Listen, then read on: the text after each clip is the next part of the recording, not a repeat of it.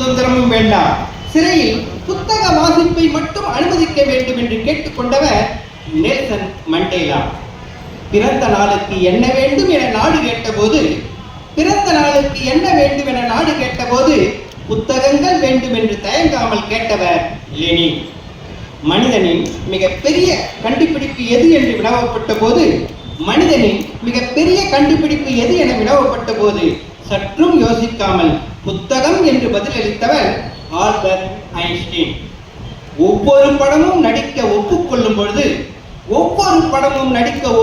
பொழுது வரும் முன்படத்தில் முதல் $100 புத்தகம் வாங்கியவர் சார்லி சாப்ளின். எங்கே தங்க விரும்புகிறீர்கள் என்று லண்டன் தோழர்கள் கேட்டபோது எது புத்தக நூலகத்திற்கு அருகில் உள்ளது என கேட்டவர் டாக்டர் அம்பேத்கர்.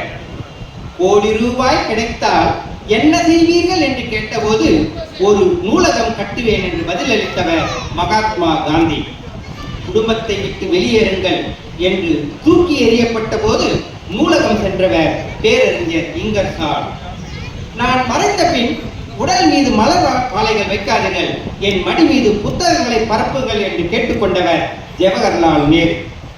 மரண தண்டனை விதிக்கப்பட்டு தூக்கு கயிற்றை தனது கழுத்தில் மாட்டும் வரை படித்துக் கொண்டிருந்தவர் உமர் முக்தர்.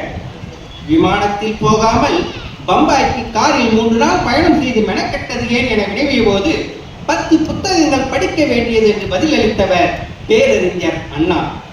தண்டனை விதிக்கப்பட்டு தனக்கு விஷம் கொடுக்கும் வரை படித்துக் கொண்டிருந்தவர் சாக்ரடீஸ்.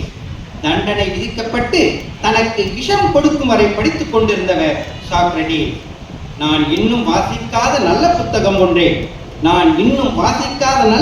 ஒன்றை வாங்கி வந்து என்னை சந்திப்பவனே என் தலை சிறந்த நண்பன் என்று கூறியவர் ஆபிரகாம் லிங்கன். நன்றி, வணக்கம்.